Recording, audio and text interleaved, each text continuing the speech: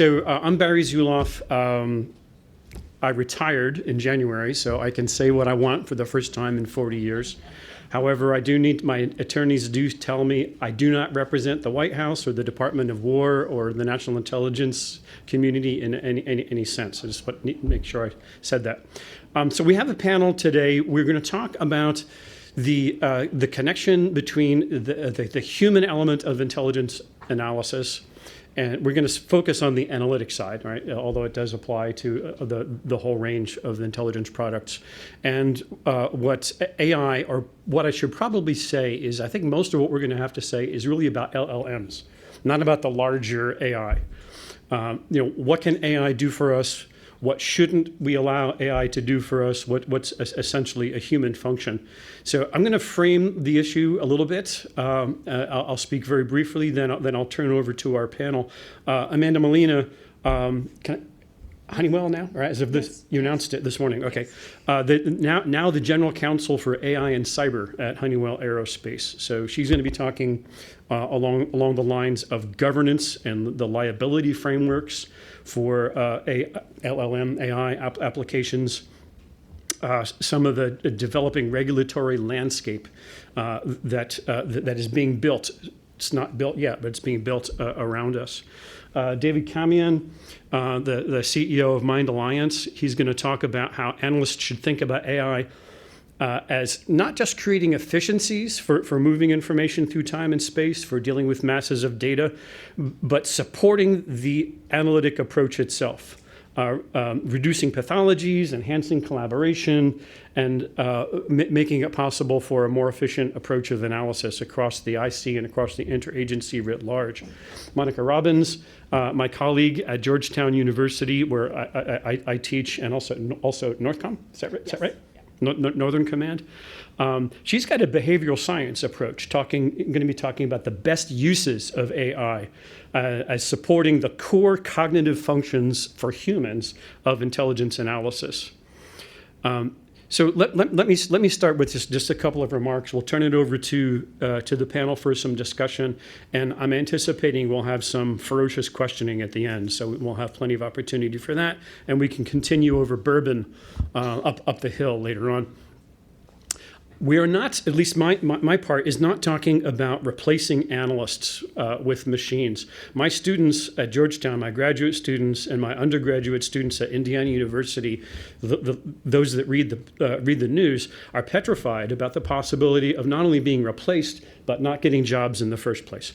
We're not talking about that. At least I don't think we're talking about replacing analysts. But preparing our students, those of us who are intelligence educators, for the reality of an AI-augmented intelligence workspace in the future. It's inevitable. Is Barin here? Is Swede still here? He talked about that wave that's coming. It's inevitable. It's coming. And we're wasting our time talking about, well, let's hold it off. Let's issue our exams using blue books or something like that. That makes no sense. That having been said, I believe that academia is lagging behind in actually teaching the appropriate use of AI, LLMs in intelligence analysis. And we need to work on that, and we'll talk about some ways that we can do that. The core theme here is integrity as the anchor, analytic integrity as the anchor. How many people are either in the intelligence community or directly support the community? Okay, now you still have the requirement under IRTPA, the legal requirement to follow analytic tradecraft. And let's see, can we hand those around? All right, for those of you that don't have the tradecraft cards, you can take these. Don't put them around your IAFIE. David, could you hand them around that way? Don't put them around this because you'll put it away. Put it around your actual badge so you have the requirements. IRTPA, the Intelligence Reform and Terrorism Prevention Act, and ICD 203, which is summarized on these cards, was put in place to remind analysts and the rest of the intelligence community about the requirements that they have as human beings for judgment, for making assumptions, for making assessments. That's essentially a human function. These tradecraft standards are required by statutory law across the intelligence community. And who's here from the DHS world? DHS There's a secretarial directive that even for the parts of DHS that exist outside the IC, that is other than Coast Guard, other than the DHS INA, by departmental directive, they have to follow IRTPA and ICD 203 standards as well. Who's here from NYPD? You know that you have that. It's not a written requirement, but the assistant commissioner wants you to follow those requirements too. The Brits have similar requirements. The Australians and the Canadians have similar requirements. This is regardless of whether or not our work is assisted by AI. We still have the legal, moral responsibility to carry out integrity in our analysis. If we use AI, not if we use, when we use AI, and even I do. I'm trained as a historian, and I use AI. I gave up the fight a while ago. We have to worry about possibilities of failure, and I'll just point to a couple of specific risks that AI use can pose for us that we need to look out for as intelligence professionals as we serve our decision makers. Now, one is the basket I'll call automation bias. And a product comes out of AI, I keep doing it myself, out of an LLM, right? A student can do it, an analyst can do it. It gets either handed over to a professor or to a decision maker who then says, that looks right. Right? It's good grammar, better than most undergraduate students. It's formatted properly. One thing LLMs can do is if you give them a format, it will make a format. It will look right. And the mistake here is the possibility of misunderstanding fluency for rigor. If it reads nicely, if it's good grammar, if it flows properly, if it's properly formatted, must be right. That is quite possibly a mistake. Our responsibilities under IRTPA, under ICD 203, is to verify what's there. Students should be taught how to do that. They need to be able to verify the product, and when they go into the workforce, they need to verify the product before we hand it over to decision makers. A related concept is confidence inflation.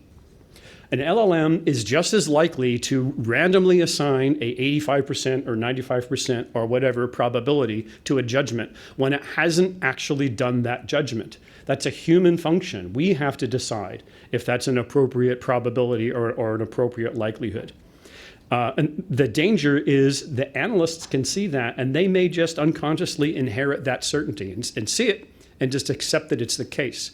Unless we train our students and train analysts, therefore, to be able to doubt that, to question it and go back and verify it.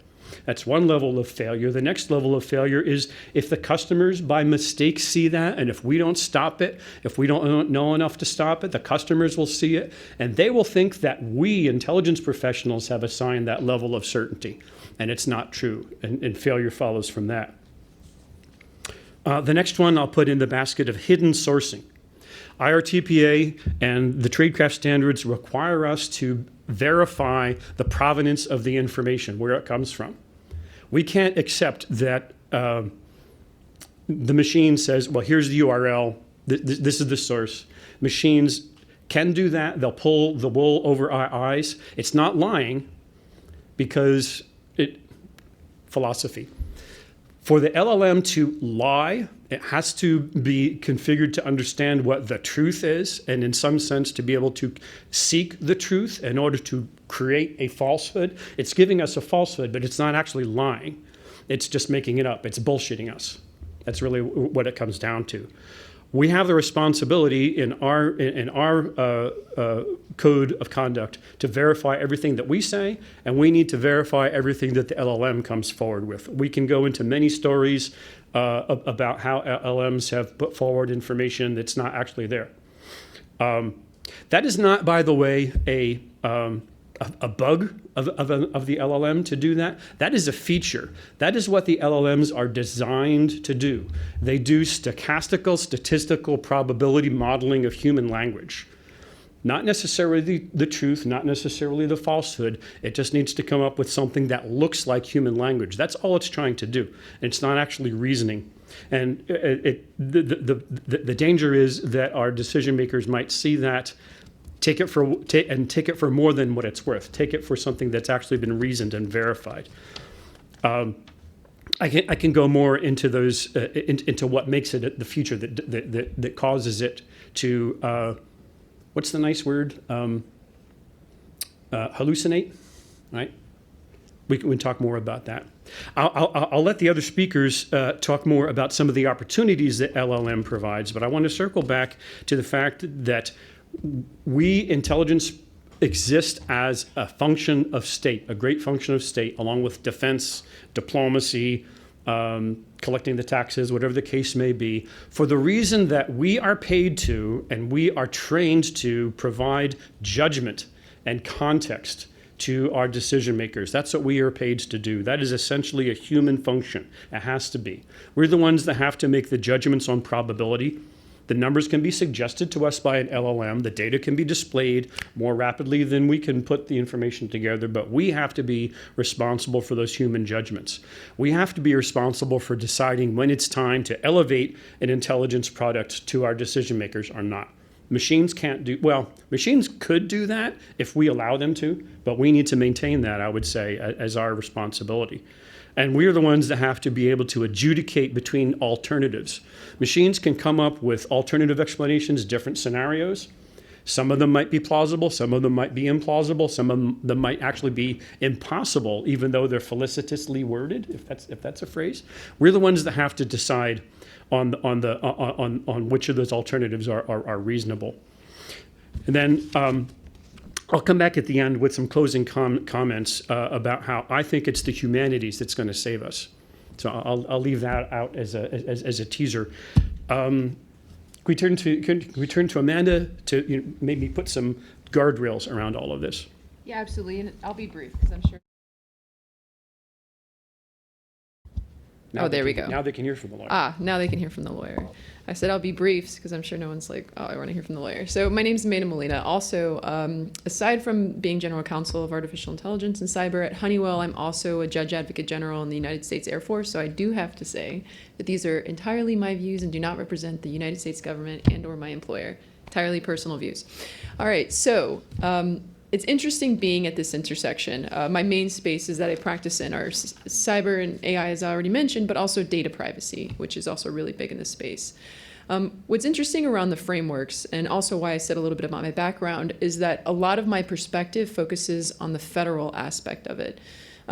So from what I'm seeing, and I'll just kind of go over some of the major things, from what I'm seeing as far as from a legalistic perspective, it's a lot more of a shift towards soft law is what we call it, but like the NIST AI RMF, you might have heard of that one. It's called the Responsible Management Framework, Govern, Map, Measure, Manage, focuses on a voluntary system for how you basically take in your AI systems. There's also a little bit more guidance that's been pushed out in the last couple of years with executive orders. So one of the things I wanted to touch on is what the administration is also thinking about. Especially because I previously worked on the Hill for a couple of years, so I've a little bit more insight into what our policymakers are thinking about. So what we've seen more recently with the current administration is a shift towards emphasizing U.S. leadership and taking away what they consider to be barriers to adoption of artificial intelligence. So U.S. leadership, a lot. And what does that mean for us? From the DIBS perspective, that means that there's a lot more, and also to my own demise as the attorney, there's a lot more risk being pushed onto the defense industrial base. Disclosure requirements, obligations, monitoring responsibilities, and contractual accountability. So what does that mean for you all is that when we look at the AI supply chain, it's not just, if there's a mistake that an analyst makes or someone in the intelligence field where you might have been able to point to a supervisor or an analyst or even a policymaker. Now it's the entire ecosystem that's part of this. We're looking at all the way from what contractor built the tool, how is the tool being used, what tests were implemented, what type of transparency measures were put. So we're asking all of these questions within the AI supply chain. And it's still, we have that human judgment that Barry's talking about, but we also have all the other aspects of the ecosystem itself that I just wanted to kind of emphasize for you all, which leads me to my final point, where there's an emphasis on accountability that I see as one of the major gaps in this space, is how do we actually hold people accountable when there are errors or when there is a hallucination? And what does that look like from a human agency's perspective? Because the law's not quite there. It's designed for human reviewers. And so and I'm sure my panelists, we've already kind of chatted a little bit about this. They have something to say. The final thing I'll say is, what does it mean when you look at the entire collection life cycle, or not collection, but the entire intelligence life cycle, where human review is meaningful as well as something that you should include? So looking at the entire life cycle itself. Monica, and then David. Hi. So while I am, I guess, technically a scholar of intelligence analysis, in my other regular day job, I'm actually a practitioner of behavioral science. So I come to you today with with use cases kind of from the trenches, as somebody who has worked extensively with our AI team to kind of build and deploy the agentic system that we're currently using at Northcom. The good news is that when it is done really well, it is an incredible force multiplier of time and effort. I know, for instance, at Northcom we have planning roles that use our agentic AI system, and the output of this system is iterative, and so basically what's coming out of it is a living document that we understand will be continually iterated upon, and we're basically able to do about, say, a detachment's worth of work with one analyst. So in terms of use in the field done properly, it's incredibly powerful for saving time, energy, and money. Some things that occur to me as I talk about this, the behavioral science aspect to designing AI systems is incredibly important, and when I think about how we kind of design workflows and how we implement AI, that's where things tend to get lost, because developers don't necessarily know how to talk to analysts and vice versa, and there's a lot that gets lost in translation. But what I will say is that AI, and by that I mean LLMs, are exceptionally good at some tasks. In fact, I would argue that they're probably better at certain tasks. Among them, divergent thinking tasks like brainstorming, for instance. The processes through which that LLM is using to come up with your list of hypotheses or your list of ideas uses the same mechanisms that we use in our own mind, and that process is called flexible recombination, and that is the cognitive process through which we kind of connect all of the dots that we have through our collective mindsets and come up with a list of ideas. The LLM is doing exactly the same thing, except where we're limited by our mindsets and by what we've been exposed to, the LLM has billions and billions of data points on which to draw. So because of that, I would argue that LLMs in a lot of cases are actually better at brainstorming activities than we are. What we know they're not good at is the deep and advanced analysis and logical reasoning that is what separates good intelligence analysis from not so good intelligence analysis. And my one anecdote comes from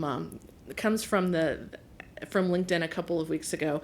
The prompt to the LLM was, hey, ChatGPT or whatever, I need to get my car washed. The car wash is 3 miles away. Does it make sense to walk there or drive? And the answer back was, oh, well, I mean, it's close enough. You might as well just walk to the car wash rather than drive.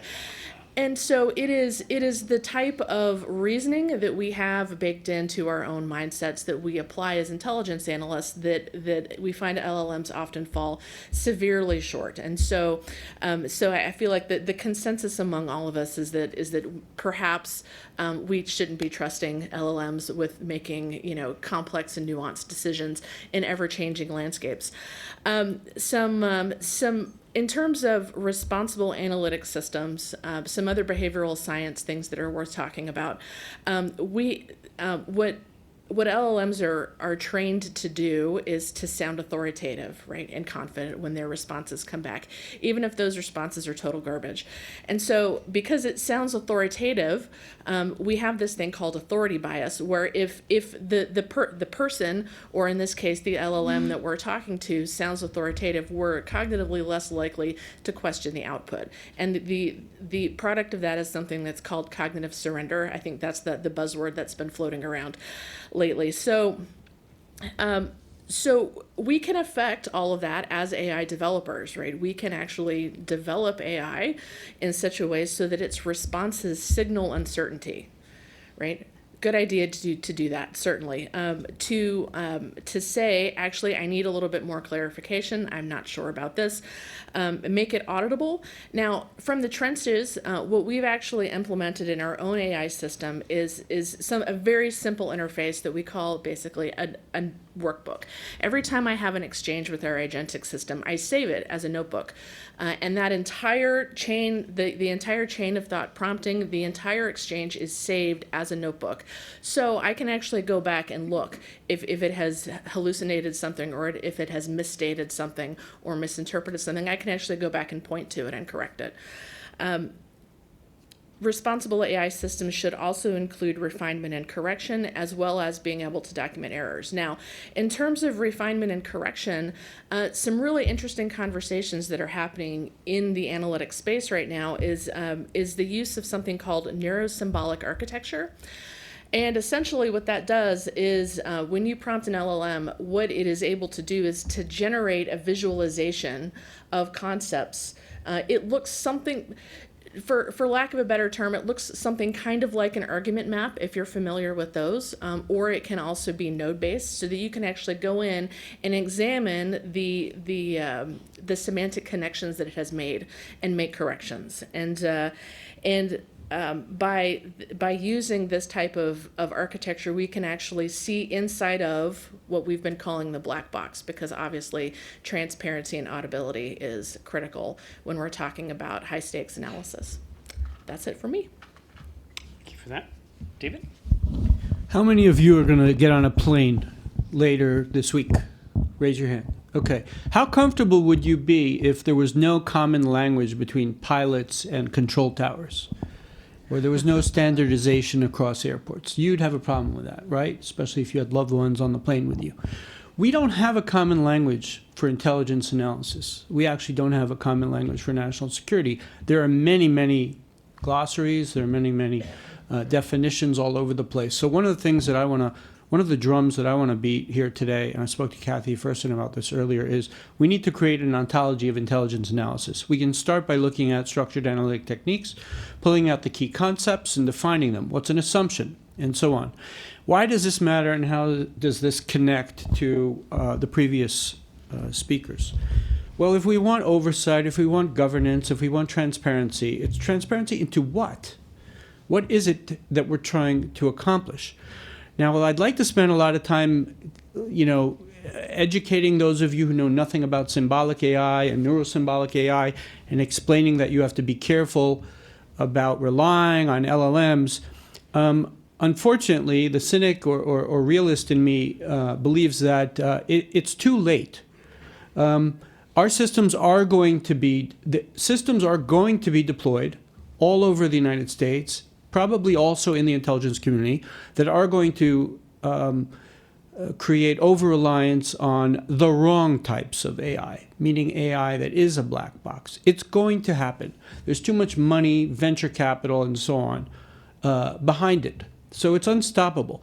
That doesn't mean that we can give up and that we shouldn't try and fight the good fight of having the ability to audit reasoning, having the ability to design reasoning processes where we do have transparency, we do have the ability to learn about past surprises. So that could take a whole day. We don't have a whole day. So I want to put it into frames that the President or the National Security Council will understand. We are going to lose the competition with China if we don't get our act together. Creating a common language for intelligence analysis is just one part of the puzzle. So just imagine that, it's on a space race, it's an AI race. Imagine a spy in China told us that they have an incredible AI system, right? They have created a virtual intelligence analyst. Actually, they've created an entire virtual intelligence community. They've got AI agents that do every single task across the whole intelligence cycle. But they have based it entirely on LLMs. What are we going to do in order to surpass that? Think about that for a minute. Think about what will enable the United States to win. Andrew Boreen, aka Swede, talked about our values being a better product. I agree. He also talked about the scientific method being part of our edge. We're not all about stealing other people's scientific ideas. We're about creating the fundamental research. When you put those things together, our values and our scientific method, somewhere hiding in there is value for truth. Now, we can argue about what that means in different circumstances, but I want to leave that point to sit with you for a minute, and then I'll add on a couple of layers.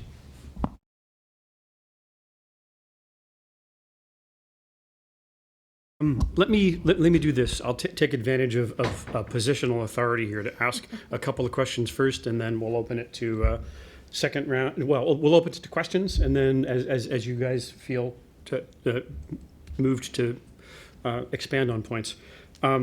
Amanda, you know I'm going to ask you this about accountability, all right? And in the commercial world, if a product is sold, if it's a machine or if it's a piece of software or whatever, and that software misbehaves, it doesn't act as it should, and there's damages or someone is harmed, there's responsibility. And there's a fairly mature set of there's a what's it called, a legal regime. There's a legal regime that governs that. You know who you can sue. I'd love to see the Chinese produce an intelligence product and see it go wrong. And it goes to the decision maker. They make a decision based on it, and people are killed or people are hurt or there's physical damage or whatever. Who do you sue? You know, is it the decision maker who's responsible for that? The decision maker who chooses to make a decision on the basis of a slick-looking intelligence product that hasn't been reviewed? Well, maybe not, because the decision maker doesn't know that. Or is it the intelligence briefer who gave that to the decision maker who can be sued? Or is it the person who did the analysis? Or is it the company? Honeywell, does Honeywell sell these things now?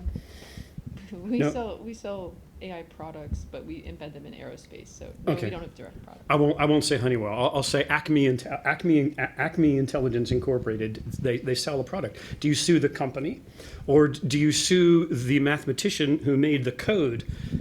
5 years ago, or well, not 5 years ago, 5 months ago. So where does the in your view, where does the responsibility lie now? If something goes wrong, and where should it go? And then David, you can add I it. was like, he seems really eager. Maybe Dave. I just want to tee you up, Amanda, for a second. So I'll tell you where you're not going to get much in the way of legal relief if you want to sue the government for causing you harm in China. Hopefully in the United States, where there is a rule of law, if... Okay, let's make it the U.S. All right. Yeah. All right. So thank you for that question. I think what's interesting is that in the legal world, the current regimes, a lot of attorneys actually believe they're fully adequate. The idea of negligence, for example, or manufacturing defect is kind of what you're getting at. And they're like, if this XYZ happens, then you can go from a commercial route through your typical. But going back to the accountability, it's, in my perspective, still fairly dispersed too much. So in that sense, what I mean is you look typically to contractual liability right now. And that's sort of what everyone's relying on is, okay, something's happened, especially in the cybersecurity space. If there's a breach, you can just look and see, well, how much risk did we take on with our contract? And how much did liability, what are our indemnifications, what's our cap? That's typically what we're seeing. If you extrapolate that to the governance aspect, or even in the Intel space, there is insurance and everything as well at play, but I'll set that aside.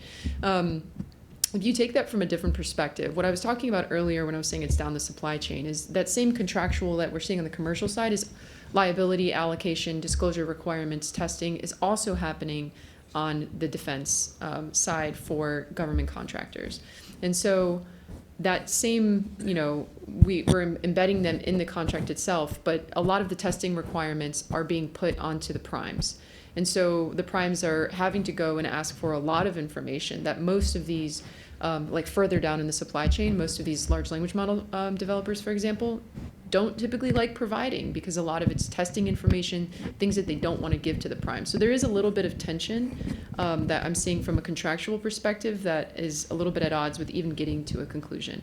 But setting all that aside, even if you could sue, you're also relying on a court that's going to have to look at this entire supply chain and figure out liability allocation based on all of those different aspects of all the things I just said as well. And a court system that's fairly antiquated compared to where the technology's at. Again, not saying our system's not great. I mean, we have our flaws, and it is currently the best that we have. But I do think it needs to contemplate a lot of these sophistication in this space a little bit better in the technology. Thanks for that. But by contrast, and part of the reason I handed these cards out, Analytic Tradecraft Standard number 1 requires the analyst, this is an individual responsibility that we have, to properly describe the underlying sources, data, and methodologies. If we don't do that in the intelligence products that we use, including the algorithm or whatever the case may be, if we don't properly explain that to our decision makers, the human intelligence analyst is responsible. Maybe can't be sued, but at least the moral responsibility is on the intelligence professional. Monica, I had a question for you. Great. So you're talking about the behavioral science approach to using, and I think that's a great approach, even though I'm trained as a historian, not as a social scientist, to be able to properly use these tools as they are tools. Currently, maybe not better than humans in some tasks. Maybe in sort of data display and moving data around, they're better than us, or they're faster than us. Do you see a time when the machines can become as good as humans at judgment, as actually carrying out judgment and those kinds of what are now essentially human functions? I think that it is hypothetically possible, just like we've been chasing the general artificial intelligence. We've been chasing that soccer ball for years. I would argue, and I teach this in my advanced analytical techniques class as well, that the role of the analyst, particularly as far as the humanities are concerned and as political scientists are concerned, have a deep and hopefully fairly intimate knowledge of what our consumers are actually looking for. And because of that, and because of how context deep really good analysis is, I think that it's a ways off. Just like we say AGI is a ways off. So hypothetically possible, not anytime soon. So I know what we tell all of our analysts is that any analytic product that you come up with, if it is generic enough that it is equally applicable to everybody, it is not tailored enough.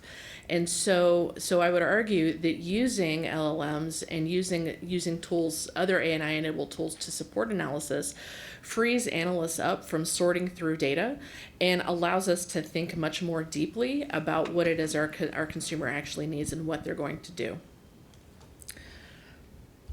And David, I have a quick question for you. You mentioned working on an ontology, which makes sense. Again, on Tradecraft, part of the reason we exist is not that there weren't standards before the creation of ICD 203. There were multiple different standards. And these are to get us as humans on the same sheet of music, using the same language. You talked about a project to develop an ontology in this realm. I thought I heard, maybe I got this wrong, that the Department of War is working on its own on preparing an ontology. Did I misunderstand? That is correct. There is a team out of NGA working on ontology, not because it's a nice to have, because it's essential. It encompasses the IC as well. It's not well known enough. And it needs to be better known, and I'm hoping that this community will tie into that, because we don't want a duplication of effort and we don't want to create islands of ontology. I think the important point, though, is to talk about why it's so important and what we're trying to achieve. And obviously we're trying to achieve an advantage mission advantage. And the reason, just to answer your previous question, the reason humans are so essential is, we can function pretty well with an open world, model of in our heads. We can imagine counterfactuals. We can, and although an AI can generate a lot of, potential scenarios, we're the ones who can add different alternate futures in a way that I think machines still cannot. There are still a lot of, low-level tasks that I'm comfortable having an AI do to support humans. So I'm not anti-AI. But when it comes to grand strategy, when it comes to strategic decisions and operational decisions that have to consider second and third order effects, then you need a model of the world. You need causality. You need counterfactual reasoning. You need to think that, if I drop this bomb on this building, it may have some good effects. It may have some negative symbolic effects. And that's, they talk about the strategic sergeant who does something nasty on a hill in Afghanistan, or a cartoonist in a country. I mean, sometimes the most minute symbolic, the minute physical act can have massive ripples in the cognitive domain. Mm-hmm. So I think IAFIE is in a very important position to lead the educational effort to get people to understand the importance of adopting AI very responsibly. And analysts who go into the intelligence community are going to face a horrible reality where they realize that they're working in an environment which has a patchwork of some sane things going on and some insane things going on. And they're going to have incredible moral courage to deal with that kind of environment. They may have managers who will tell them just use the goddamn system that you've been told to use. And they may realize that the system has not been architected properly. And I ask the AV guys to be ready with a one screen. I don't have slides, but with an article that I recently published in War on the Rocks. In that article, I argue that the government needs to own and govern and manage the ontologies that are used, and that, no, not that slide, the screen, the web page with the article from War on the Rocks. Copy. Okay, great. So in this article, which resulted in a congressional staffer calling me and say, okay, how do we solve this problem? What I basically argue is that you cannot outsource the meaning of the fundamental concepts you're using that ultimately drive the decisions you're going to make, the life and death decisions you're going to make. You cannot outsource that to vendors. Let the vendors make lots of money from doing all sorts of things, the great interfaces, great models, great data gathering, fine. But when it comes to classifying what something means, and that forms the foundation of the epistemic framework, you better not outsource that, because that's going to directly tie to judgment. And I want to add, if I can, another minute. It's called the intelligence community for a reason. There's the national security community. There's the interagency. And oh, by the way, terrorist attacks, natural disasters, and any number of crime, these things happen at the state and local level. If we don't figure out how to create a whole of society information sharing and collaboration environment that actually works, then we may encounter what I've encountered in numerous projects, where the intelligence is great, and you say, yep, there's the terrorist, but by the time the federal, state, and local agencies and private sector critical infrastructure operators actually share information, it's too late. The attack has succeeded, right? So how would we feel if another 9/11 happened exactly or pretty close to the same way because we didn't solve the information flow from agency to agency? That's an avoidable disaster. There are many avoidable disasters where it's not about, quote, connecting the dots for an analyst staring at a screen so that they do better analysis. The analyst may create the perfect analysis, but it's only one piece of the puzzle. And if we don't have information flow across whole of government and beyond, we're not going to see the picture that the puzzle is trying to create, let alone solve a mystery that doesn't have a defined set of pieces. David, I think we agree more than we disagree about it. I'm going to disagree with you while trying to not be disagreeable about it. That also, it's not the data. Right? We can have all the data in the world. We can have the machines talk to the machines. We can have massive amounts of information, but it's still essentially a human function to look at that information and decide why it matters. And this is what humanities, I think, are important here, because humanities instruction in the university is where we can have ethical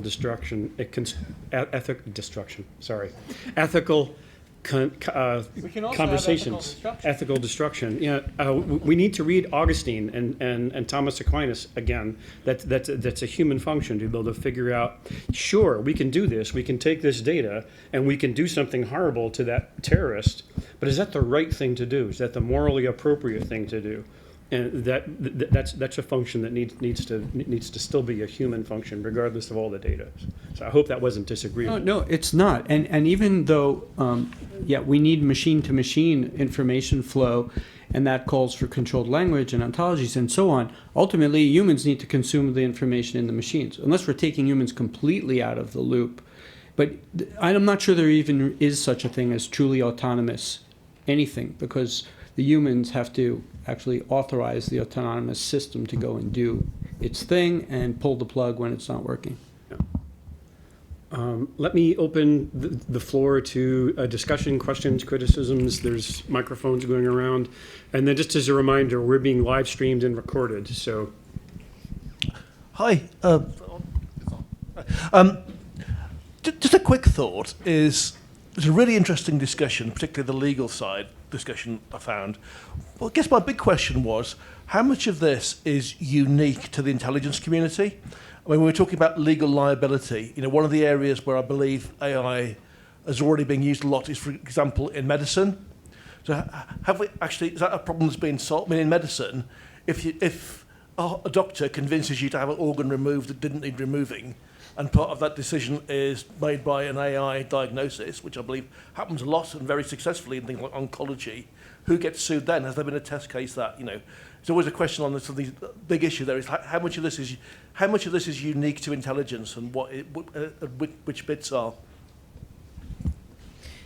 Yeah, I thank you for raising that. I think that part of what you're getting at is the idea of risk-based use cases and risk analysis. So what you just mentioned was high risk. And one of the things I'm seeing across the space, not just, I do operate in a specific space, but generally, a lot of my friends who work in the health sector, I also previously worked at Microsoft, a lot of my friends who work in the health sector in particularly have come to me letting me know that they are building these tools in the health sector to optimize for financial benefit rather than patient care.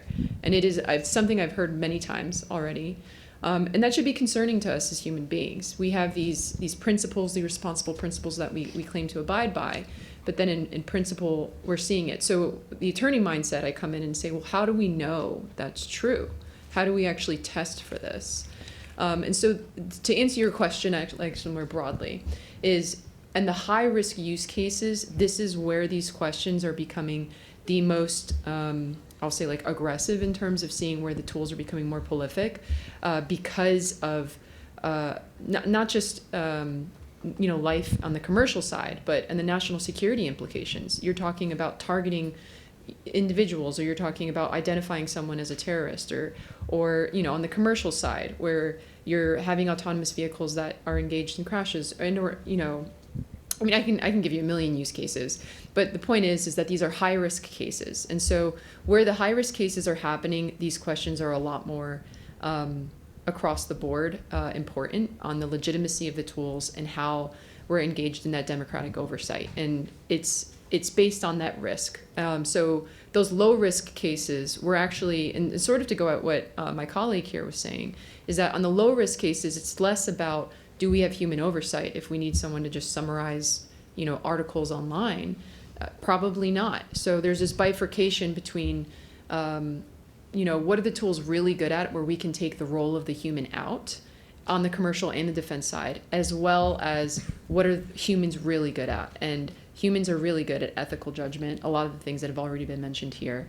They're really good at, ensuring that we abide by these mores that we've created as a society. So that's my answer to the question is it's based on risk and use cases, and high risk cases are getting the most attention right now. And the intelligence space is directly in that: law enforcement, intelligence, health, and military, or like the big ones. I can add on to this as well, actually. So more broadly, we're seeing this kind of play out in real time in use cases where I'm not sure if anybody's been following, but there are a couple of lawsuits out right now where we have teenagers that are basically using various LLMs, ChatGPT, for instance, as basically like a counselor, someone to confide in and to talk to. And there have been a couple of instances where that LLM has encouraged that teenager or whatever to go out and commit suicide, and that's actually in play in the courts right now. So cynically, I think broadly, when we see guardrails put in LLMs like this more broadly, not necessarily talking about national security, is when companies are economically incentivized to do so. And so we're seeing that play out in real time, and I think that the outcome of these kind of current decisions that are coming out of courts and lawsuits will determine quite a bit moving forward. I should also probably clarify, I didn't want to give the impression that there's liability in the U.S. intelligence community. Analysts don't get sued. I was sort of pushing an analogy. And maybe rather than liability, responsibility. So like moral responsibility might be a better terminology for us. Can I just add a few more points before we do Q&A? So I've coined a phrase I hope catches on in the intelligence community and beyond, called analytic debt. Who here has heard the term technical debt in the world of programming, right? So when you program software, sometimes you cut corners and you just kind of get it done because you don't have time to do it right. And I'm sure that in the intelligence community, because of time pressure, you incur analytic debt. I'd like to advocate for managing analytic debt. And what I mean by that is you should know when you should have done a structured analytic technique or gone through some other analytic process, but you didn't because there wasn't enough time.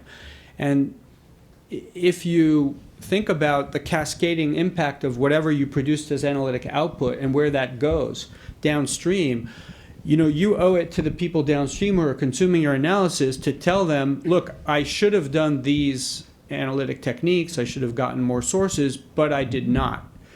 Be aware of that. Like, I might be able to fill in that gap later on. I might be on to the next thing. So if we manage our analytic debt, I think we'll be in better shape.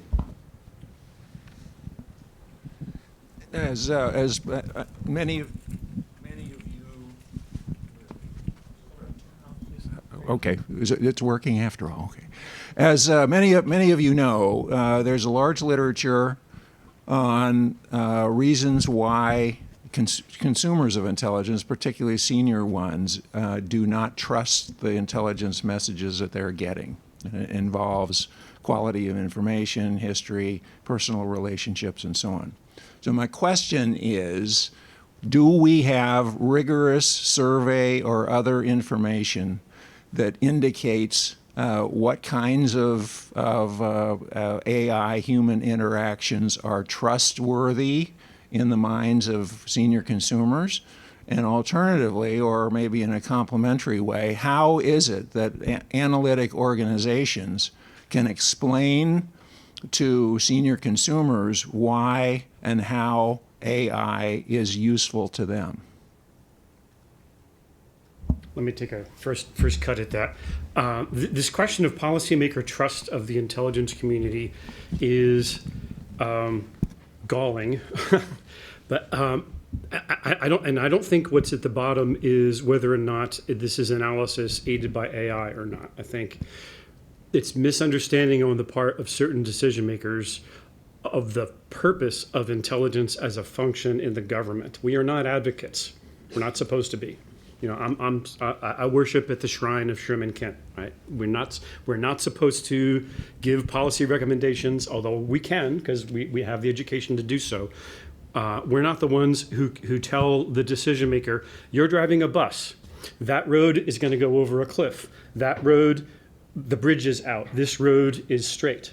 I know you want to go that way, but if you go that way, this is what's going to happen. That's our function. We're not supposed to advocate for going left, right, or center. Policymakers misunderstand that, and what they're looking. Let me go, and I'll give the microphone back to you. What they're looking for instead is advocacy that can support their chosen policy preferences, not necessarily wanting to listen to reasons why their chosen policy preference might not be the best. Where AI comes in, I believe, is any human being can, and policymakers as well, can ask a question from an LLM and get an answer that you go back and forth a little bit, and it will eventually tell you, you have a great idea.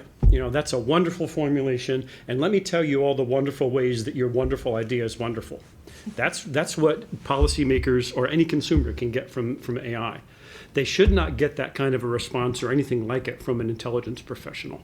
I think that's what's at the basis. I don't have data though, so that was part of your question. You wanted to re-ask, and then I'll see if the rest of us.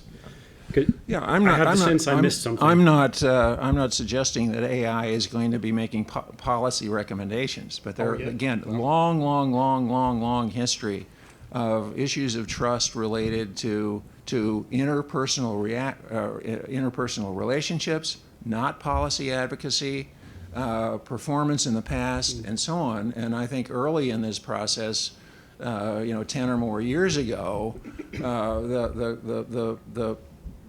the anecdotal evidence was, what do you mean some machine tells me that this is the way the world is acting? I want to get an assessment from someone whose judgment I can trust.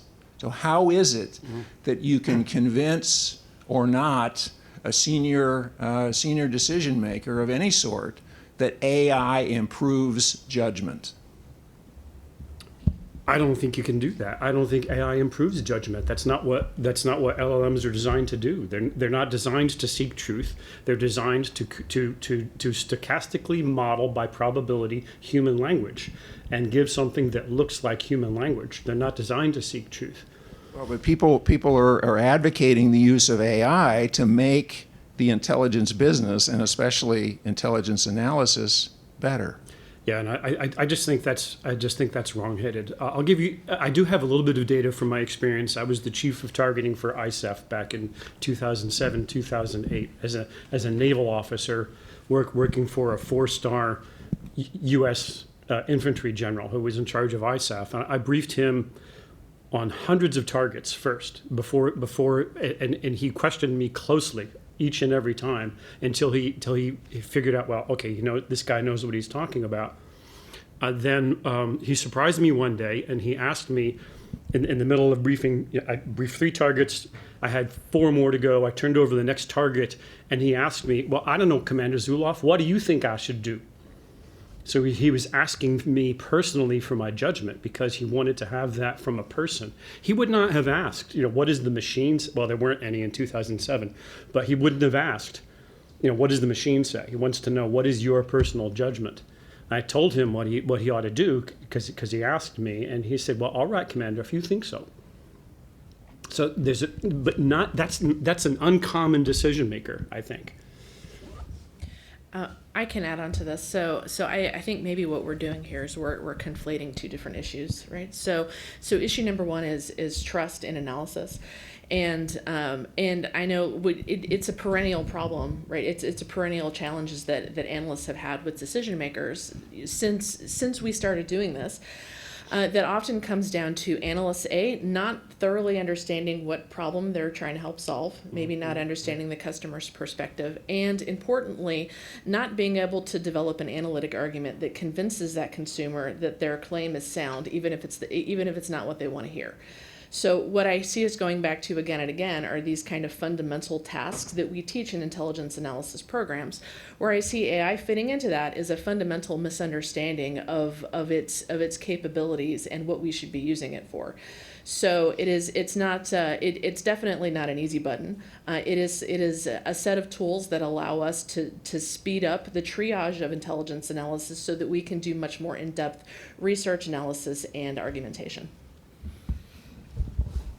Can I add a little bit? So I recently conducted a simulation of a National Security Council meeting, a Deputies Committee meeting. And before the meeting, we built a database of best practices, not only in analysis, and mostly we leveraged ICD 203, but also in how do you brief and how do you maintain the border or the division between policy, intelligence and policy. And in that simulation, we had some of the most experienced intelligence professionals alive and people who were on the NSC. And AI listened to the conversation in real time and flagged for the chair of the meeting when they were not upholding a best practice and they were committing a pathology. And the reaction I got from someone who was in the White House or worked with the White House was, just so you know, this would never fly in the NSC because there's no way a principal or even a deputy would accept being A, recorded, B, transcribed, C, exposed to accountability, D, being told, you just committed an error.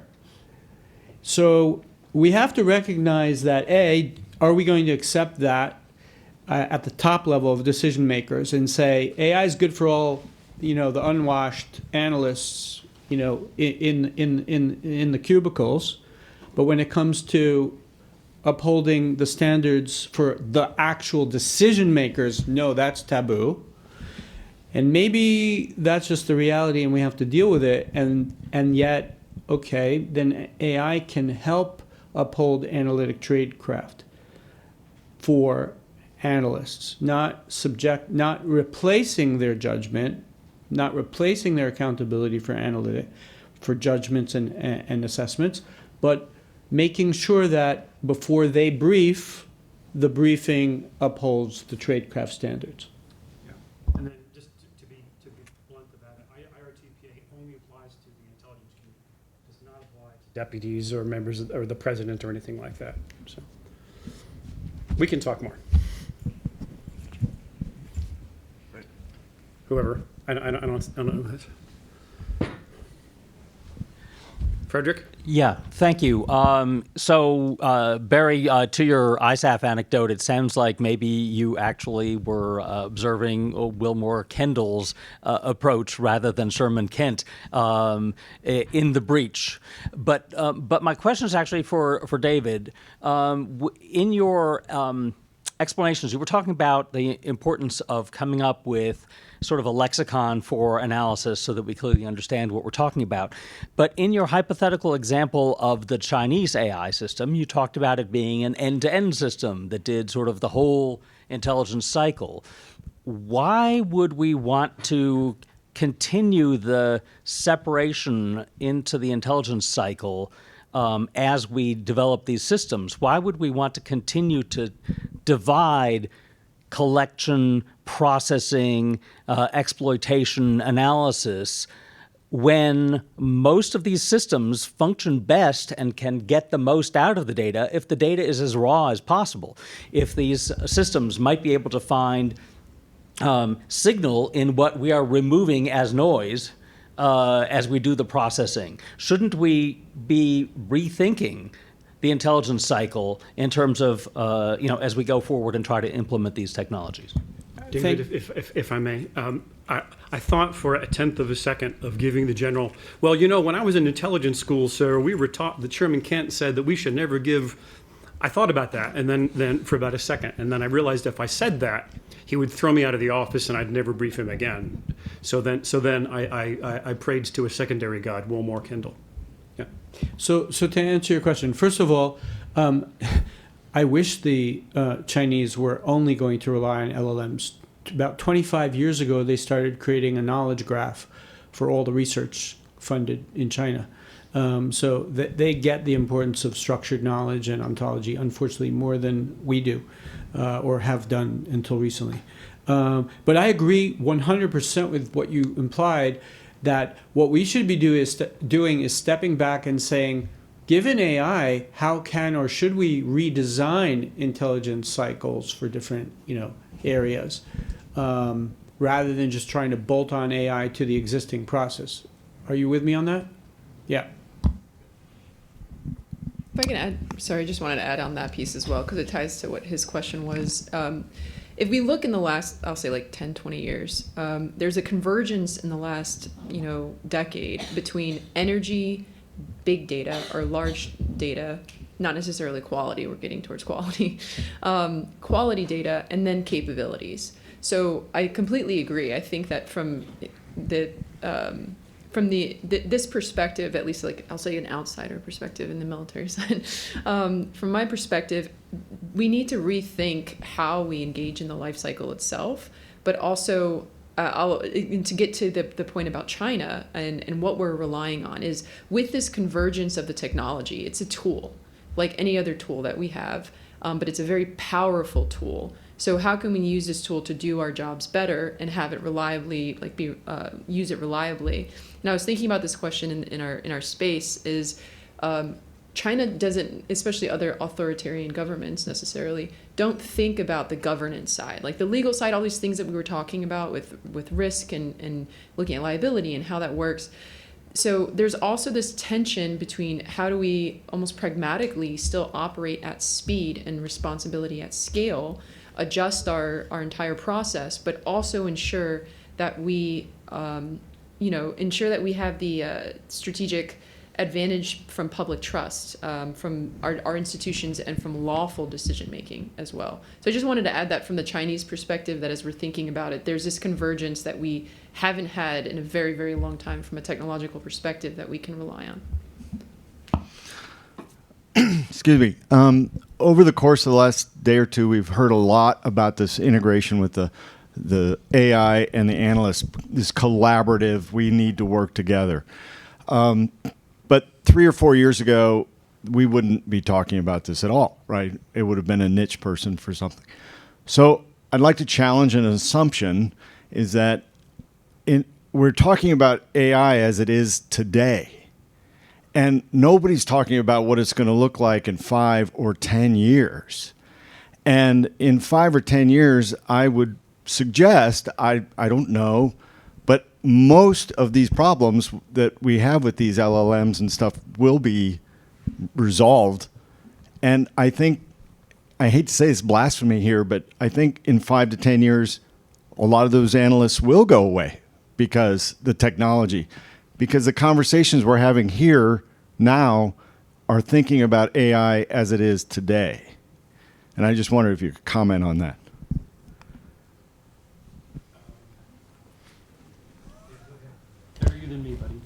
So I hope there are people in the U.S. government doing scenario planning and imagining what AI might look like in 5 or 10 years, and then working backwards from that and thinking about the architecture of the intelligence community. I don't necessarily agree that we're going to say goodbye to the analysts. I think that analysts plus AI plus a good process plus high quality data plus governance will crush any subset of those. And so the government is not going to keep analysts because we want to keep people employed and it feels good to not fire people. No, we're going to keep analysts in the loop because a human plus AI will be better than the AI alone. If the AI alone was better than human plus AI, they would fire all the analysts. But that's not going to be, that's highly unlikely. And I can add on to that as well. So with every single technological advancement comes a new set of problems that we're going to have to solve. So we may not be able to imagine these problems, and 5 or 10 years from now, analysis may look very different, but just based on the high stakes nature of what we do and how we use AI to do it, I think that I think there's going to need to be a human in the loop for that. I think it's important to note that AI we've really touched on and focused a little bit more on large language models because of the topic itself. But if you take that and you look at other edge technologies, quantum computing, advanced missile defense, robotics, haptics, sensor technology as well, and you couple it with what's happening in artificial intelligence, you're looking at multiple sensory data, not sensory, but just larger data sets and data pools from all these different points. We have a lot larger, even from a collection perspective, you're looking at way more, information than we've ever had, which I was getting at with the data points, but if and then you see this also with even there's a recent presidential conversation right now about quantum computing. If you look at post-quantum cryptography and where it's going to be, a lot of it's national security and bio hazards, like essentially medical fears in that space. So when we're thinking about it, I just want to add that we should think about it in terms of all the edge technology, not necessarily just focused. And I do know that those questions are happening at the federal level and the policymaker level, but they're happening focused right now on the national security implications. So we're here on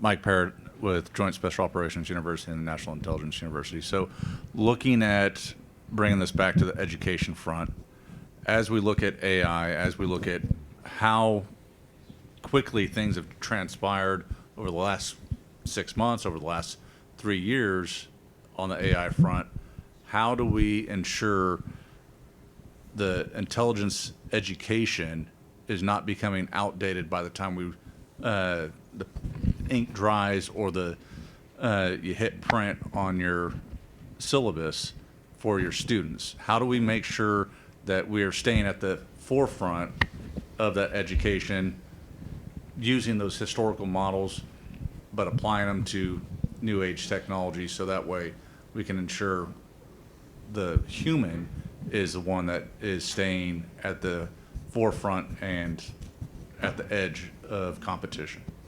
I'm glad you said education, right? As distinct from training.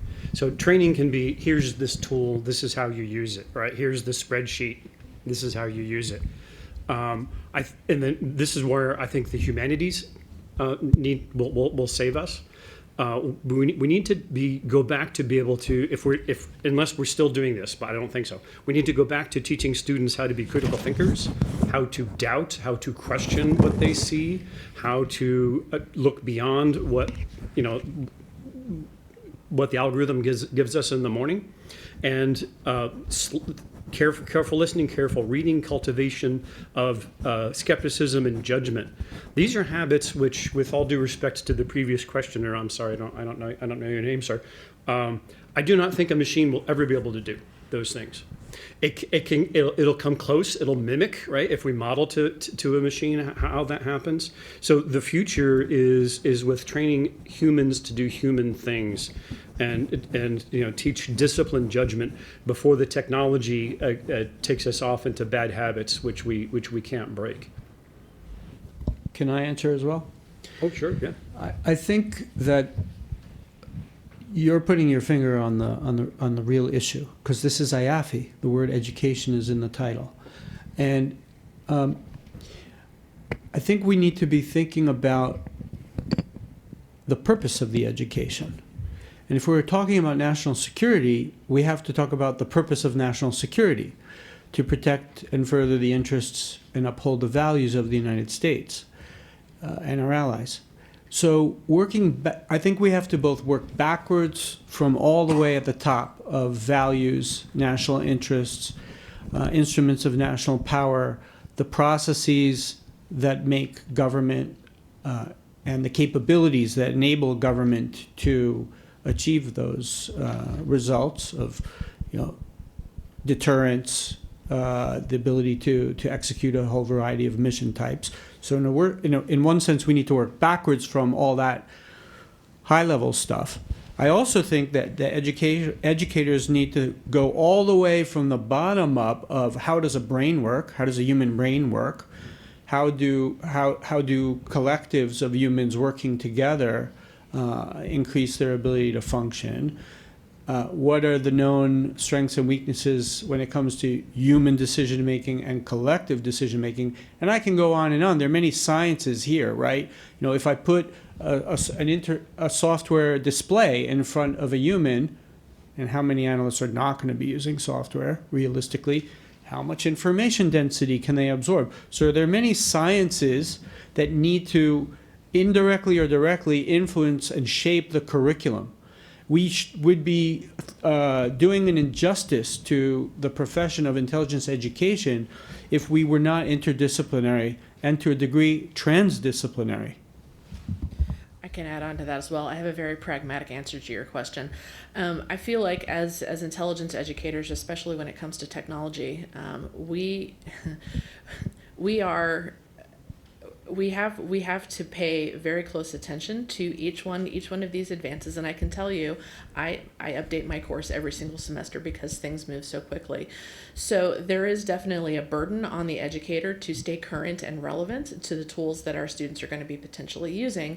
And whenever I come across a new tool or a new concept, the thought is always there: how can I bake this into my class to teach a lesson about something very important? And so I feel like that the days, especially for those of us who teach more on the technology side, that the days of evergreen content are waning, and we just need to just stay on top of it. Yeah. I got the hook. So that'll bring us to an end of the formal program. I look forward to continuing the conversation over coffee if there's any left, or over burden at dinner. Harry, just one small ask. If you could put up the email address. If anyone wants to contribute to the ontology of intelligence analysis, and you have a strong opinion about, oh, we should utilize this document as input, or I really want some concepts to be included, please shoot either the documents or even just a simple plain text email and just say, you know, I think we need to define assumption. I think we need to define evidence. I think we need to define hypothesis. Whatever concepts or documents you want us to mine for inclusion, please send them. Thank you. Okay, thank you.